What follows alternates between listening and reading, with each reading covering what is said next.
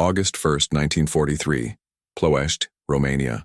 The sky over the oil refineries burns with a peculiar light, part smoke, part fire, part the metallic glint of aluminum reflecting midday sun. Major Werner Goethe, Luftwaffe ace, with 43 confirmed kills, approaches the formation from 11 o'clock high at 400 miles per hour, cannon triggers already depressed. His target, a B-24 Liberator, designated Wongo Wongo, struggling to maintain formation after flak has shredded her No. 3 engine. Goethe has killed bombers before, lumbering British Lancasters, ungainly Soviet P-8s, even American B-17s, whose crews died staring at him through shattered cockpit glass. But today, closing from attack position, he experiences something unfamiliar, hesitation born not from mercy but from mathematical certainty. The B-24 flies at 190 miles per hour, slower than Goethe's Me-109 at landing speed, yet from her flanks protrude 10 50 caliber machine guns, each capable of firing 800 rounds per minute, each operated by a gunner who has trained for exactly this angle of attack. Goethe calculates closure rate, firing window, probability of killing the bomber before her guns kill him. The mathematics are unforgiving. He attacks anyway because orders transcend survival instinct, and learns what hundreds of Luftwaffe pilots are learning across German airspace. The slow bomber is the deadliest. The B-24 Liberator emerged from American industrial logic that prioritized production efficiency over aesthetic grace. Consolidated Aircraft Corporation designed the bomber in 1939 around a singular innovation, the Davis wing, a high aspect ratio airfoil that generated extraordinary lift at the cost of structural delicacy and handling characteristics that pilots compared to flying a pregnant whale. The fuselage resembled a freight car, boxy, utilitarian, optimized for bomb bay volume rather than aerodynamic elegance. The twin-tail configuration made ground crews joke that Consolidated had simply run out of ideas and doubled everything. Yet beneath that ungainly exterior lay specifications that military planners found irresistible. 8,000-pound bomb load, range exceeding 2,000 miles, service ceiling of 28,000 feet, and defensive armament that transformed each bomber into a flying fortress whose name the B-17 had claimed, but whose reality the B-24 better represented. By 1943, American production lines were manufacturing B-24s at rates that defied comprehension. Consolidated's San Diego plant, Ford's Willow Run facility, Douglas's Tulsa factory, and North American's Dallas operation collectively producing one bomber every 100 minutes, 24 hours daily, 7 days weekly. The scale was industrial warfare incarnate. 18,000 B-24s would be built before war's end, making it the most produced American military aircraft in history. Each bomber required 45,000 rivets, 1,500 miles of wiring, 120,000 individual parts assembled by workers who 6 months earlier had been farmers, teachers, housewives. The quality varied.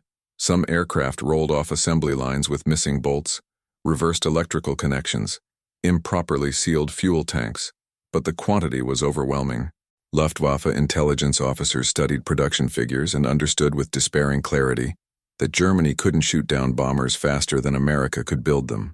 The strategic deployment crystallized in early 1943 when the 8th Air Force committed to daylight precision bombing, a doctrine that British experience suggested was suicidal, but American confidence insisted was achievable through formation flying and overwhelming defensive firepower. The B-24 became the weapon system implementing this doctrine. Unlike the B-17, whose crews received disproportionate media attention and cultivated an image of invincibility, the B-24 operated in relative obscurity, assigned to missions the glamorous fortresses avoided, low-level strikes against oil refineries, extended range missions beyond fighter escort range, anti-shipping patrols in the Pacific. The crews called themselves the Forgotten Air Force, flying the ugly bomber on the dangerous missions while B-17 pilots posed for recruitment posters. The Luftwaffe's initial assessment of the B-24 reflected professional disdain tinged with tactical overconfidence. Intelligence briefings described the bomber as slower than the B-17, less maneuverable than British Halifaxes, structurally vulnerable due to that high-aspect Davis wing that generated lift at the cost of battle damage tolerance. Luftwaffe fighter tactics, refined through 3 years of combat, emphasized head-on attacks that exploited the bomber's limited forward armament and maximized closure speed to minimize exposure to defensive fire. Against the B-24's rated cruise speed of 215 miles per hour, dropping to 190 when damaged or heavy loaded, Me-109s and FW-190s possessed overwhelming speed advantage. German pilots entered combat expecting easy victories. The first mass encounters destroyed those expectations through bloody education. On August 17, 1943, the date that would become known in 8th Air Force lore as Black Thursday, 376 B-24s and B-17s struck the ball-bearing factories at Schweinfurt and the Messerschmitt plants at Regensburg. Luftwaffe units threw 275 fighters against the formations. The Americans lost 60 bombers and 600 crewmen. But German losses told a different story. 36 fighters destroyed, 47 damaged beyond immediate repair, and most significantly, pilot casualty rates that exceeded sustainable levels. Oberleutnant Wilhelm Hauptmann, one of 7 aces killed that day, had radioed moments before his death. "They're killing us faster than we're killing them." The revelation wasn't that B-24s were invulnerable.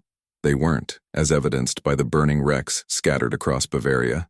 The revelation was that killing a B-24 in formation required accepting probability of death that rational calculation rejected. Each bomber carried 10 50 caliber machine guns, 2 in the nose turret, 2 in the top turret, 2 in the ball turret beneath the fuselage, 2 in the tail, 1 in each waist window. But the true defensive power emerged from formation flying. B-24s flew in combat boxes of 18 to 21 aircraft, overlapping fields of fire creating zones where attacking fighters faced simultaneous fire from 60 to 80 machine guns.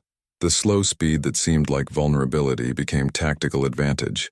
Fighters couldn't make hit-and-run attacks but had to maintain sustained engagement, remaining in the killing zone while American gunners tracked and fired.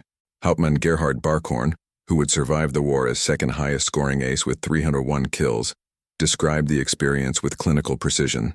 Against Soviet fighters, I controlled engagement duration. Against B-24 formations, the Americans controlled it. That is the difference between hunting and warfare.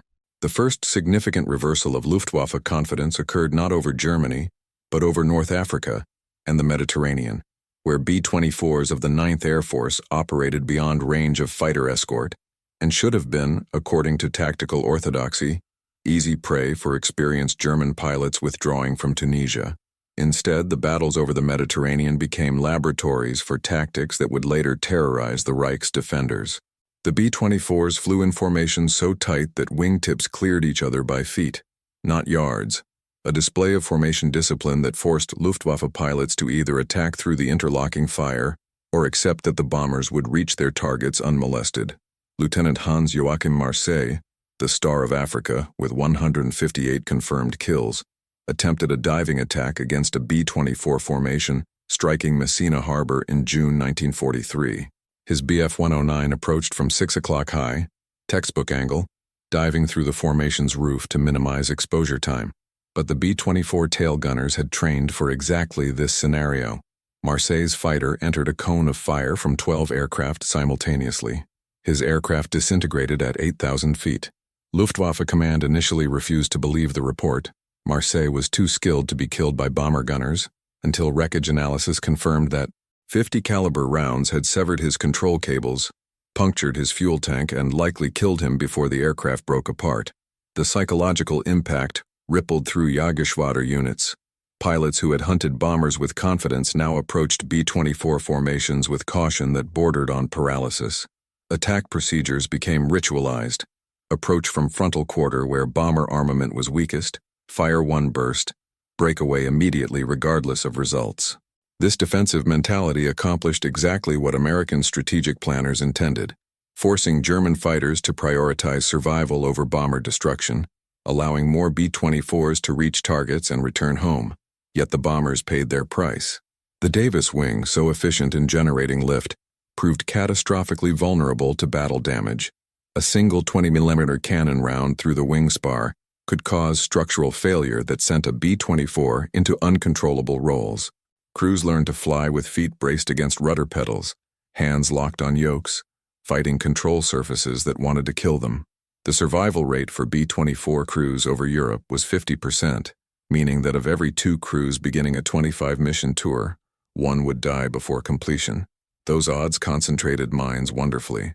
The psychological transformation manifested differently across the opposing crews. For B-24 pilots like Lieutenant James Harrington, flying the Mary Maiden out of Shipdham Air Base, each mission became an exercise in controlled terror wrapped in procedural routine. Pre-flight briefing at 0400 hours. Target, flak concentrations, expected fighter opposition. Equipment check, oxygen masks, heated flight suits against temperatures that would reach 40 below zero at altitude.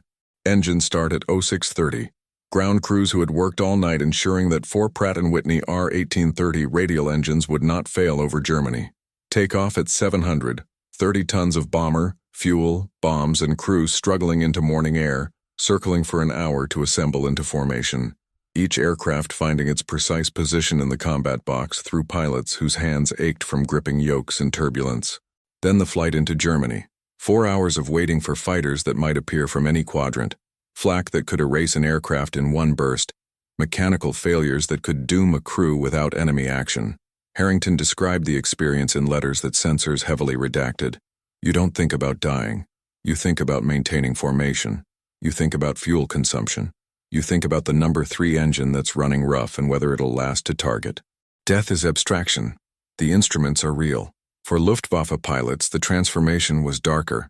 Oberleutnant Franz Stiegler, a veteran with 28 kills, described approaching B-24 formations as flying into a threshing machine that is trying to kill you from every angle simultaneously. The tactical problem had no elegant solution.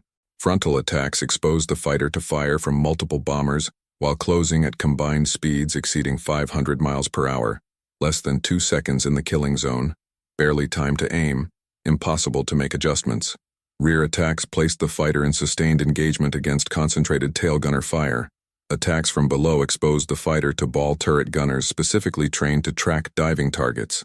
Attacks from above required diving through the formation's roof while multiple top turret gunners tracked the fighter's entire approach. German tactical innovation produced the Sturmbach units, heavily armored FW-190s designed to survive long enough to close within point-blank range and destroy bombers with 30mm cannon. But armor slowed the fighters, making them vulnerable to American escorts. The cure proved as deadly as the disease. By late 1943, Luftwaffe pilot casualties exceeded replacement rates, and experienced pilots increasingly flew alongside novices who died on their first or second missions. The sub-trauma of industrial warfare emerged not in aerial combat, but in the factories producing both bombers and fighters. Ford's Willow Run plant, constructed specifically for B-24 production, represented industrial mobilization as warfare by other means. The facility covered 3 million square feet, 67 acres under a single roof, and employed 42,000 workers operating in 3 shifts. At peak production in 1944, Willow Run completed 1 B-24 every 63 minutes. The bombers rolled off the assembly line faster than crews could be trained to fly them. Henry Ford, who had opposed American involvement in European conflicts, nevertheless applied automotive mass production principles to bomber construction, with results that overwhelmed German defensive capacity through sheer numerical superiority. The parallel German story revealed industrial system under catastrophic strain. Messerschmitt and Focke-Wulf factories operated under conditions approaching chaos. Facilities dispersed to avoid Allied bombing. Components manufactured in underground facilities using slave labor. Final assembly conducted in forests beneath camouflage netting. Quality control collapsed. Me-109s rolled out with improperly heat-treated engine components that failed after 15 hours of operation. Faust-190s suffered electrical systems so unreliable that pilots carried screwdrivers to repair connections mid-flight. The Luftwaffe could, theoretically, match American bomber numbers with fighter production. German factories manufactured 39,000 fighters between 1943 and 1945. But those fighters required pilots, fuel, ammunition, spare parts, and maintenance infrastructure that Germany's collapsing logistics system couldn't provide. The strategic bombing campaign's true genius lay not in destroying specific factories. Precision bombing rarely achieved advertised results, but in forcing Germany to disperse production, consume resources defending against attacks, and operate industrial systems under perpetual disruption. B-24 formations striking synthetic oil plants at Ploiești or ball-bearing factories at Schweinfurt might miss their targets by miles, but the effort to defend against those raids, required Germany to dedicate fighters that couldn't oppose Soviet advances, consume fuel that couldn't be replaced, and train pilots at rates that depleted experienced instructors until novices taught novices. Lieutenant Wolfgang Fischer, a flight instructor at Jagdfliegerschule 4, described the erosion with brutal honesty. In 1940, we produced pilots with 200 hours of training. In 1943, we produced pilots with 80 hours. In 1944, we produced pilots with 30 hours. The Americans produced pilots with 300 hours and bombers that absorbed punishment that would have destroyed earlier aircraft. We were being beaten by industrial capacity before we were beaten in the air. The ethical weight that combat aircrews carried manifested in different forms across the opposing forces. For B-24 crews, the moral complexity centered on distance. They dropped bombs from 5 miles high, never seeing the faces of those they killed, never witnessing the firestorms their loads created. Sergeant Michael Russo, a bombardier on Lucky Lady, described the cognitive dissonance. You're looking through the Norden bomb site at a city that appears clean and geometric like a map. You toggle the release. Bombs fall for 40 seconds. You see flashes, smoke, and you turn for home. It's only later, reading intelligence reports about casualties, that you understand you killed hundreds of people who never had opportunity to shoot back. The mission to Hamburg in July 1943, Operation Gomorrah, intensified this moral reckoning. B-24s from the 93rd Bomb Group contributed to raids that created firestorms, killing 42,000 civilians in a single night. Crews returned to debriefing and learned they had created hell on Earth.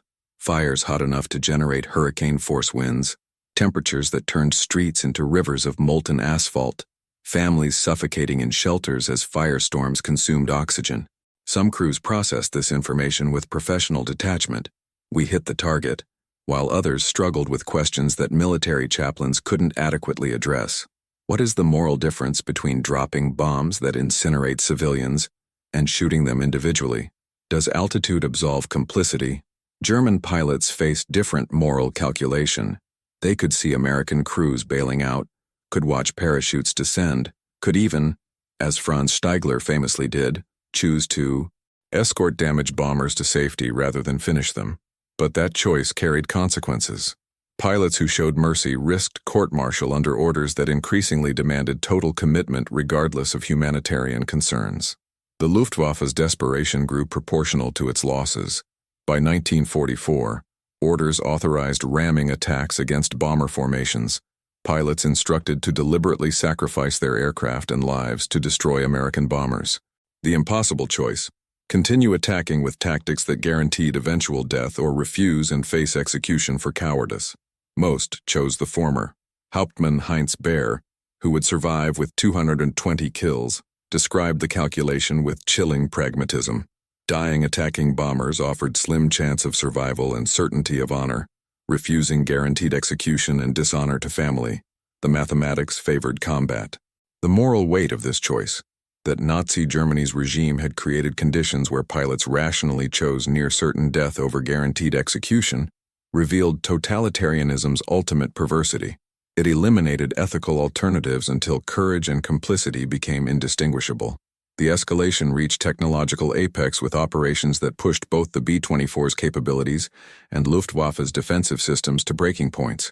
In April 1944, the 8th Air Force launched coordinated 1,000-bomber raids, formations so massive they took hours to pass over any single point, targeting aircraft factories, oil refineries, and transportation networks across Germany.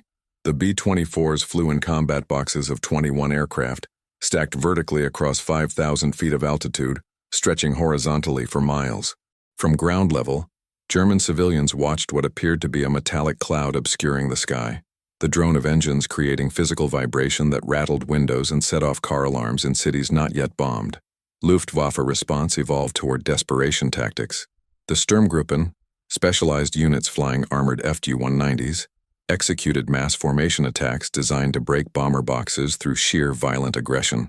50 fighters would form up, accelerate to attack speed, and drive through the bomber formation in a single coordinated assault intended to destroy multiple B-24s simultaneously. The tactic worked. Occasionally, on April 11, 1944, Sturmgruppe pilots destroyed 13 B-24s in 6 minutes over Oschersleben, but the cost was apocalyptic. 23 FW-190s shot down, 11 more damaged beyond repair, 19 pilots dead. The mathematics were unsustainable. American tactical innovation responded with chaff, aluminum strips dropped by lead bombers to create false radar signatures, and improved formation coordination that allowed combat boxes to provide mutual support even when scattered by fighter attacks. But the truly decisive development was technological. The P-51 Mustang long-range escort fighter arrived in operational numbers by March 1944, capable of accompanying bombers to targets deep inside Germany. The Luftwaffe suddenly faced not just the bombers, but fighters with performance equal or superior to German designs, flown by increasingly experienced American pilots who had learned to exploit the P-51's advantages. The strategic balance tipped irreversibly. B-24 loss rates, which had peaked at 15% in late 1943, dropped to 4% by summer 1944. German fighter losses continued accelerating. By D-Day in June 1944, the Luftwaffe had essentially lost air superiority over Western Europe, not because German pilots lacked courage or skill, but because the mathematics of attrition warfare, industrial capacity, and pilot replacement rates created an equation with only one solution. The slow bombers had won not through speed or maneuverability, but through the brutal calculus of industrial warfare. America could afford losses that Germany couldn't, could replace crews that Germany couldn't, could sustain operations that Germany couldn't match. The convergence of victory and tragedy crystallized in the stories of individual crews who survived to see war's end, and those who didn't. Lieutenant Harrington's Mary Maiden completed 25 missions, the standard tour that supposedly guaranteed rotation home, but Harrington volunteered for extended duty, flying 15 additional missions before flak over Berlin shredded the bomber's No. 2 engine and forced emergency landing in Soviet-controlled Poland. The crew survived, was repatriated 3 months later, and Harrington discovered he'd been awarded the Distinguished Flying Cross for an October 1944 mission, where he'd held formation despite catastrophic hydraulic failure, allowing the bombardier to complete the bomb run while the aircraft bled altitude and speed. His reaction, recorded in post-war interviews, revealed the psychological complexity that veterans struggled to articulate. They gave me a medal for not abandoning position. But staying in formation was doctrine, not heroism. Breaking formation meant exposing other aircraft to concentrated fighter attack. We stayed because leaving would have been murder. That's not courage. That's just not being a murderer. The moral calculus haunted survivors. They'd done their duty, survived when others hadn't, and carried guilt that simple concepts like courage or heroism couldn't adequately address. German pilot survivors faced darker convergence. Franz Stiegler, the pilot who had famously escorted a damaged B-17 to safety in defiance of orders, survived the war and emigrated to Canada, where he carried the weight of having fought for a regime whose crimes became undeniable in retrospect. His post-war writings revealed a man wrestling with impossible questions. Was there honor in fighting courageously for an evil cause? Could individual acts of mercy redeem participation in systematic atrocity? Did technical competence in service of genocide constitute complicity even when the pilot never directly participated in Holocaust operations? These questions had no satisfying answers. Stiegler met Charlie Brown, the B-17 pilot he'd spared in 1990, and their friendship became testament to the possibility of reconciliation between individuals, even when the systems they'd served remained morally irreconcilable. But that reconciliation required acknowledgement that German pilots had fought with skill and courage in service of evil, while American crews had incinerated civilians with bombs dropped from altitudes that sanitized the killing. Both truths existed simultaneously. Neither excused the other. The moral complexity persisted because warfare creates conditions where courage and atrocity coexist, where individual honor serves collective crime, where the mathematics of survival override ethical calculation. The preparation for final accounting occurred across multiple dimensions as war approached conclusion. American strategic planners assessed the B-24's contribution. The bomber had flown more missions than any other American aircraft, dropped more tonnage than B-17s, despite the fortress's greater fame, and demonstrated that industrial mass production could overwhelm technical sophistication through sheer numerical advantage. Over 18,000 B-24s had been built. Approximately 8,000 had been destroyed or damaged beyond repair. The casualty mathematics were equally stark. Eighth Air Force losses exceeded 26,000 killed, 28,000 wounded or captured. The survival rate for air crews completing a full tour was 25%, meaning 3 of every 4 men who began combat operations would die, be wounded, or be captured before completing 25 missions. German defensive statistics revealed even bleaker calculation.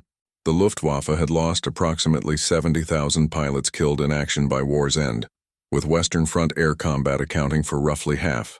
Against American bomber formations, German fighter losses consistently exceeded bomber kills, a reversal of tactical orthodoxy that should have seen attackers inflicting disproportionate casualties on defenders.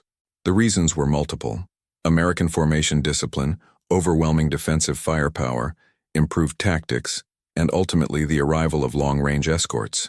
But underlying all tactical factors was industrial reality. Germany couldn't replace losses at rates America sustained. The final missions occurred in April 1945, B-24s striking targets that barely existed, German infrastructure so thoroughly destroyed that finding strategic objectives required consulting outdated intelligence. Lieutenant James Muldoon, flying Dakota Queen, described the surrealism of bombing a Germany already defeated.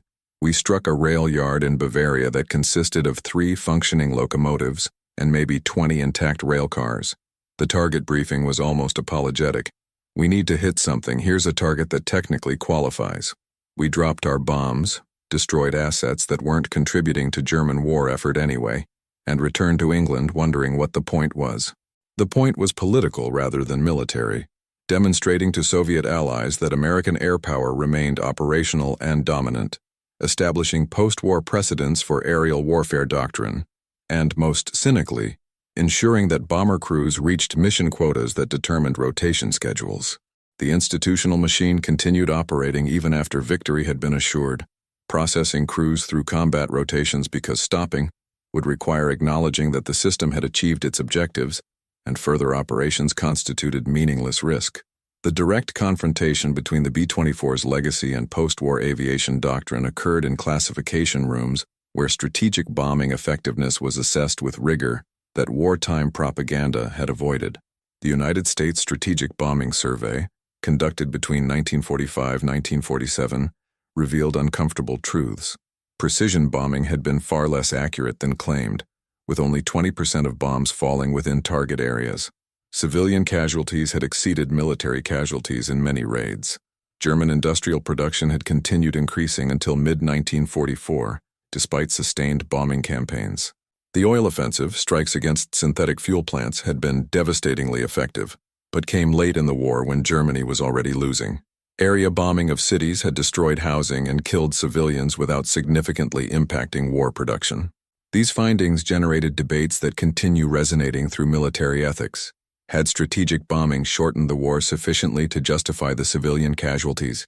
Could precision targeting have achieved similar results with less collateral damage?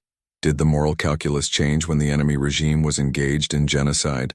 The B-24 became symbol for these questions, an aircraft that had performed its designed function brilliantly while participating in campaigns whose ethics remained contested. For the surviving crews, this analytical retrospective felt like betrayal. They had risked and suffered under assurances that strategic bombing was militarily necessary and morally justified.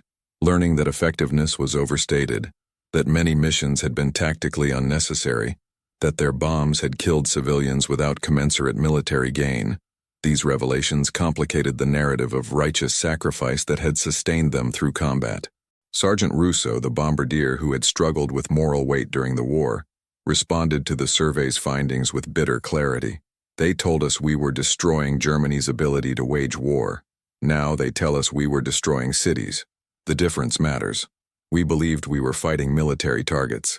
If we'd known we were incinerating civilians to marginally degrade production, some of us would have refused. Yet refusal had never been a realistic option.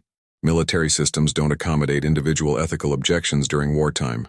Crews who questioned mission parameters faced court-martial, not dialogue. The B-24 operations continued because institutional momentum, strategic doctrine, and chain of command created conditions where moral questioning was classified as cowardice. The confrontation between individual conscience and military necessity revealed warfare's fundamental tragedy.